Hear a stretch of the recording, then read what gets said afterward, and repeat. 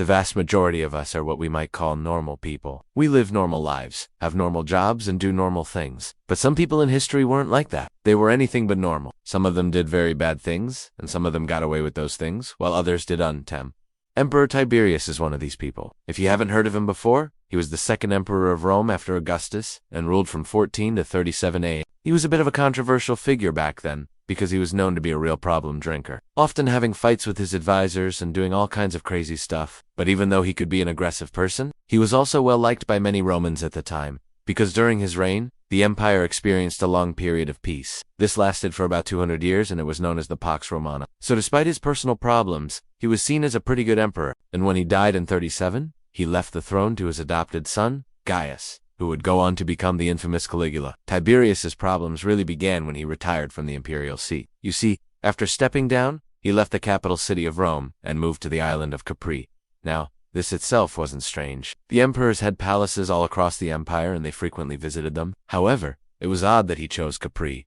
It was a small island, and quite frankly, rather insignificant. So why did he move there? Well, we don't know for sure, but it is believed that he chose it because it was far enough away from Rome to keep him safe from any rebellions. But it was still close enough to the capital to allow him to keep tabs on how it was being run. But another reason could be that he wanted to escape the eyes of the public. You see, he never really enjoyed living in the spotlight. In fact, he much preferred to live a more humble life. And so, by moving to the isolated island of Capri, he could finally do this. However, that's not the real reason why he moved there. You see, the real reason was much darker. It turns out that Tiberius had a truly disturbing secret that he was trying to hide. And by moving to Capri, he could keep this secret hidden. Now, up until this point, it might seem like we're making things up, but everything we've told you so far is actually backed up by historical records. So what's coming up next isn't exactly shocking, but it is a little disturbing. So why did Tiberius move to Capri? Well, his main reason was to escape the eyes of the public. With his authority diminished, he planned to lead a quiet life away from the chaos of Roman politics. By moving to the small island of Capri, he could achieve this goal. He selected a spot high up on the cliffs of the island, where he could build himself a palace and live in peace. But he wasn't going to build just any palace. Oh no, he wanted to build a palace unlike any other. He wanted to build the greatest palace in all of Rome. He called this project Villa Jovis, and it quickly rose from the ground thanks to the thousands of slaves that worked day and night to get it done. And when it was completed, it was absolutely breathtaking. We have no record of what the palace looked like, but historians believe it was similar to other palaces that were around at the time. So based on these, we can get a rough idea of what it may have looked like. It would have been made from white marble and designed in the classical style, complete with columns and statuesque fountains. It would have been large, but elegant, and overall, it would have been a very nice place to live. And for the most part, Tiberius did live a peaceful life here. However, there was a dark side to the palace that nobody knew about.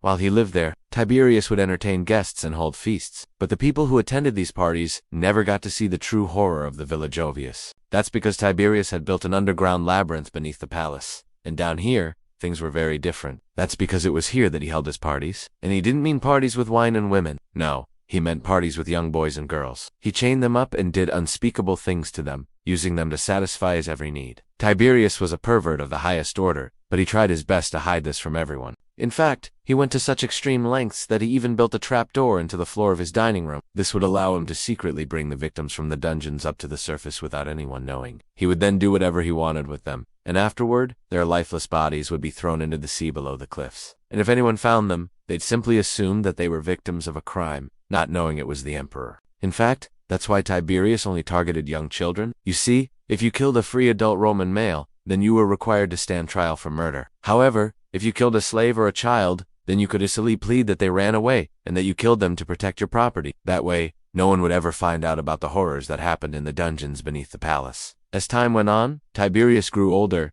and his behavior only got worse. He became increasingly paranoid, believing that enemies were closing in from all sides, and so he decided to make the palace a fortress. He ordered high walls to be built around it and armed towers to be constructed at each corner. Moat was dug and drawbridges installed, turning the entire complex into a cage. Only those who had special permission could enter, and even then, they were met with intense scrutiny. As Tiberius grew older, his mind started to rot, and with it, he became more and more evil. At one point, he even ordered the execution of a freed slave simply because he reminded him of someone else he knew. Tiberius wasn't always nice to his victims either. Sometimes he would drag one of them into his bedroom and force them to watch him while he pleasured himself. Other times, he would invite a group of people over to the palace and hold orgies that would last for days. These were sick and twisted events, but it was something that Tiberius seemed to enjoy. It's said that he often locked the victims in rooms with food and water, letting them live, but only to torture them mentally. Then, after weeks or even months, he would come back and do whatever he wanted with them. It wasn't all fun and games for the victims, though.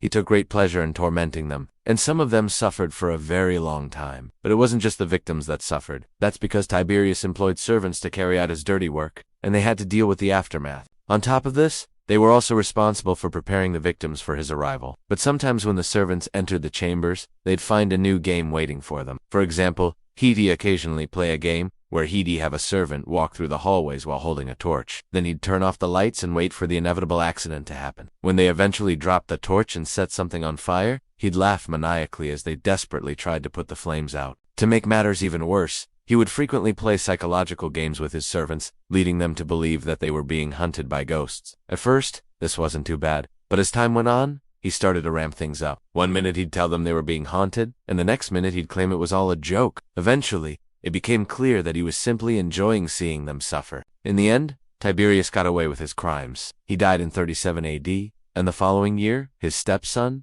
Caligula, took the throne. However, it seems that the apple didn't fall far from the tree because Caligula would go on to do even worse things than his adoptive father.